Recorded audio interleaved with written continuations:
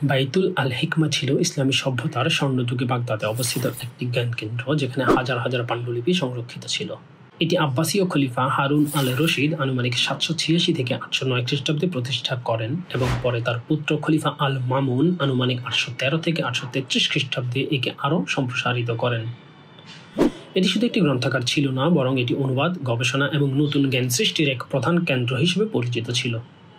এখানে গ্রিক, পারস্য, ভারতীয়, সিরীয় ও অন্যান্য সভ্যতার গুরুত্বপূর্ণ পাণ্ডুলিপি সংগ্রহ ও অনুবাদ করা হতো। গ্রিক দার্শনিক প্ল্যাটো, অ্যারিস্টটল, হিপোক্রেটিস ও গ্যালেনের রচনা আরবি ভাষায় অনুদিত হয়, যা পরবর্তীতে ইউরোপীয় পুনর্জাগরণে গুরুত্বপূর্ণ ভূমিকা রাখে। আল খোয়ারিজমি এখানে কর্মরত ছিলেন এবং তার আল জাবর বই গণিতশাস্ত্রে যুগান্তকারী পরিবর্তন এনেছিল। বিখ্যাত চিকিৎসক আল রাজি এবং আল ফারগানির মতো জ্যোতির্বিজ্ঞানীগণ এখানে গবেষণা করেছেন। 1258 সালে চেঙ্গিস খানের নাতি হালাকু খান বাগদাদ আক্রমণ করলে বাইতুল আল হিকমা ধ্বংস হয়ে যায়। কথিত আছে তখনকার গ্রন্থাগারের পাণ্ডুলিপি এত বেশি ছিল যে দজলা নদীর পানি কাল হয়ে গিয়েছিল। তবে এর অবদান আজও জ্ঞানের ইতিহাসে অবিস্মরণীয় এবং ইসলামের বিজ্ঞান ও জ্ঞানের স্বর্ণযুগের অন্যতম বড় প্রতীক হিসেবে বাইতুল হিকমা আজও ইতিহাসে স্মরণীয় হয়ে আছে।